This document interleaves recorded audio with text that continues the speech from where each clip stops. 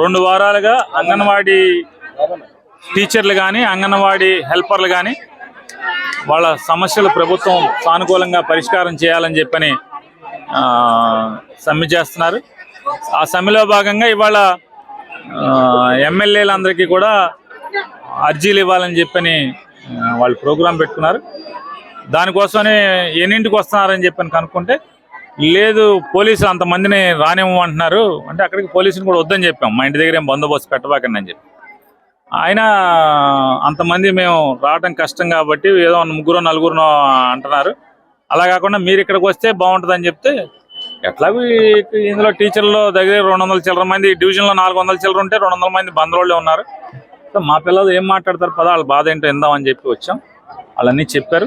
మరి ప్రభుత్వం నిన్న చాలా పరిష్కారం చేశాం కదా అంటే ప్రధానమైన అంశాలను పరిష్కారం చేయకుండా మిగతాయి పరిష్కారం చేశామని ఒప్పుకున్నారు. ప్రధానమైనటువంటి వేతన సవరణ కానీ అంటే కనీస వేతనం కావాలని చెప్పని కానీ గ్రాట్యుటీ కానీ అవి తేల్చలేదని చెప్పారు. తప్పకుండా జగన్ గారికి చెప్పండి అని చెప్పారు. తప్పకుండా జగన్ గారికి బొత్స సత్యనారాయణ గారికి ఇద్దరికి కూడా సానుకూలం చేయమని చెప్పని రిప్రజెంట్ చేస్తాను మీ తరఫున అని చెప్పాను. 4 సిట్టింగ్లు కూడా జరుగుతూనే ఉన్నాయి కదా సార్ ఈ చర్చలు కానీ ఎలాంటి నిర్ణయం తీసుకోబోతున్నారు? నేనెవరు నిర్ణయం తీసుకుంటాకి? నేను ఒక ఎమ్మెల్యేని. నేను జగన్ గారి సలహాదారునా జగన్ గారి నాకేం తెలుసు. ఇప్పుడు ఏం కాదు రమణ, ఏం తీసుకున్నారు? నువ్వు ఛానల్ మారంగానే ఇట్లా వాయిస్ మార్చేసి అట్టగా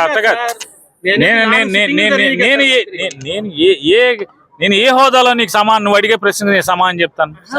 నేనేమన్నా రాష్ట్ర మంత్రినా?